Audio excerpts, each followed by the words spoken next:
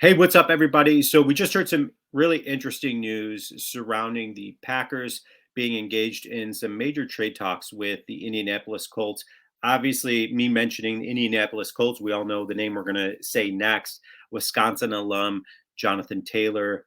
Let's dive into the what the article said, and let's get into it. So, it says the Packers component in these talks figures to remain relevant as the Colts have until October 31st trade deadline to move Taylor.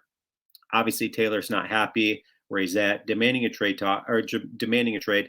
So Indianapolis puts him on the pup list, right? So he's inactive for 4 weeks. He can return to practice week 2, right? So it continues on to say Jones and the Packers huddled up on a rework contract in February, a move that marked the first major transaction in a tough offseason for running backs. The deal gave Jones more 2023 guarantees, but also came with a $5 million pay slash.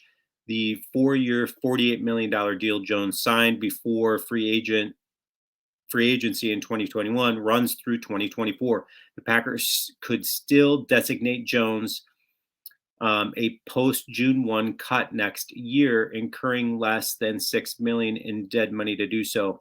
Jones' adjustment still makes a 2024 divorce with Green Bay somewhat prohibitive, but the Packers did just approach a dead money record by taking on $40 million with Aaron Rodgers.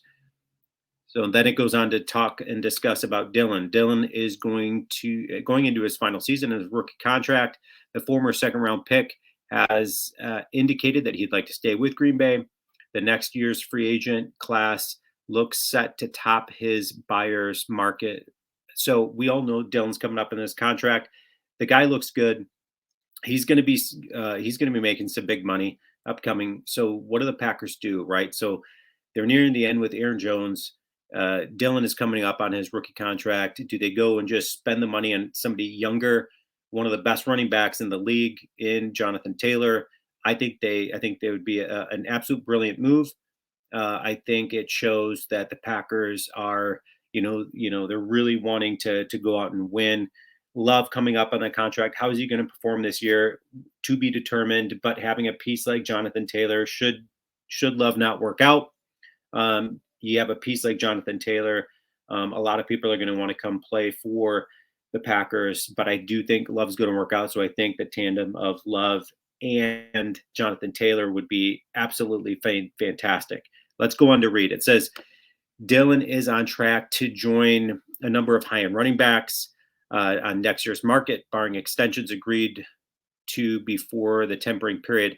Taylor would represent a preemptive strike for the Packers, who would seemingly need to part ways with both their current backs in 2024 if they were to complete a trade and extension scenario involving the Wisconsin alum. While Taylor is a Jersey native, he started at Wisconsin before going to the Colts in 2020 second round, and the Packers will not have Rodgers' top market contract on the payroll in 2024, being set to shed the contract off the cap sheet after the season. But the team will also need to make a call with Jordan Love, who signed a half measure extension, 2 years, $13.5 million, that prevent him from having to excuse a fully guaranteed fifth-year option on a player with little experience. So, guys, what are your thoughts? Let me know what you guys think.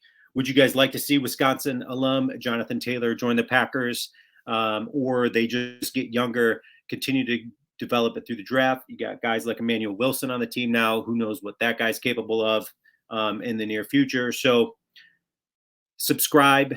Let me know your comments below. I'm curious. I personally would love to see Jonathan Taylor in Green Bay. Go Pack.